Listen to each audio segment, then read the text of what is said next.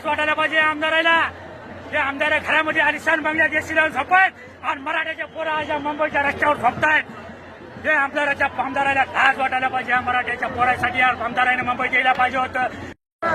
साहेब कुठून आले तुम्ही? परभणीवरून. परभणीवर ना? अरे बापरे, कशासाठी आले? मराठा आरक्षणासाठी. काय करता काम? काय करता काम? काम आम्ही शेती करतो. शेती करता का?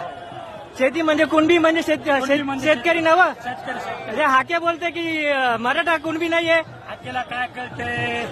4 पुस्तक वाचले म्हणून संविधान पाठ केले हाकेने.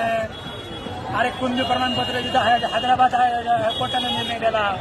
एवढा तुला 58 लाख नोंदी दिल्या तरी आणि सरकारला काय पाहिजे? किती नोंदी द्यायच्या? 58 लाख नोंदी सरकारला पुरावे पाहिजे होते.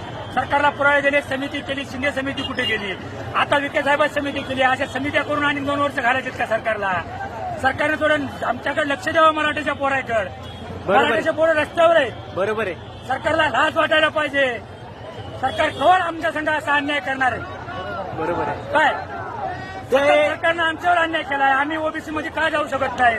58 लाख नोंदी जर भेटून जर आम्ही मराठी ओबीसी मध्ये जाऊ शकत नाही तर आता काय द्यायचं? आणि सरकारला सरकार समिती करू कशावर समिती करू? अरे तुमच्या समितीमध्ये कोण? तुमचेच सगळे.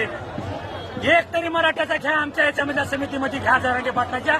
मग बघू तुमची समिती खऱ्यानं काम करायली का खोट्यानं काम करायली. तुमचे सगळे मंत्री, तुमची समिती, एक मंत्री इथं मराठी मुंबईमध्ये येऊन पोहोचले. एक सुद्धा आमचा मराठ्याचा नेता इथे येऊन जरांगे पाटला बशी किंवा आमच्या मराठ्याच्या एवढ्या मराठ्याच्या माणसाला कोणी फटायला आला नाही की आमच्या मराठ्याच्या आमदाराची चूक झाला आहे. मराठ्याचे आमदार सुद्धा गांडू आहेत. मराठ्याचे एवढे आमदार असून फायदा नाही. या मराठ्याच्या आमदाराने गांडून राजीनामा द्यायला पाहिजे.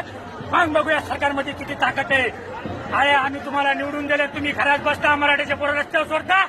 तुम्हाला लाच वाटायला पाहिजे आमदाराला. ते आमदार घरामध्ये आलिशान बंगल्यात एसी लावून झोपत आणि मराठ्याच्या पोरं अशा मुंबईच्या रस्त्यावर झोपतायत. ते आमदाराला लाच वाटायला पाहिजे. मराठ्याच्या पोरासाठी आमदाराने मुंबईत यायला पाहिजे होतं.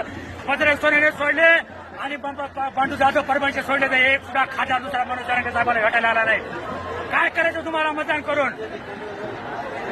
हे बघा, हे गरजवंत सगळे मराठे तिकडे बघा, सगळे शेतकऱ्यांचे मुलं आहेत. परभणी, बीड, लातूर, नांदेड इकडून तिकडून आलेले आहेत. यांच्याकडे काहीच नाही. बघा रस्त्यावरती बसलेले आहेत.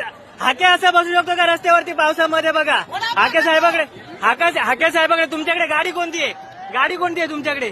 गाडी सांगा. मोटरसायकल.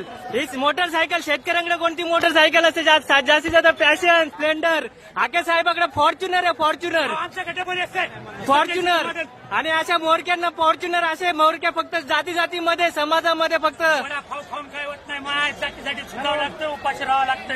त्याला म्हणतात उपोषण करणं. जेव्हा मराठे, गरजवंत मराठे त्यांच्या हक्काचा लढा मागायला आले त्यावेळेस असे हाके साहेब ओबीसी समाजाला भडकवते. अरे ओबीसी समाज कोणाचा आहे? पहिलाच सगळ्यात नगरला वाटतं का त्या मराठीमध्ये आता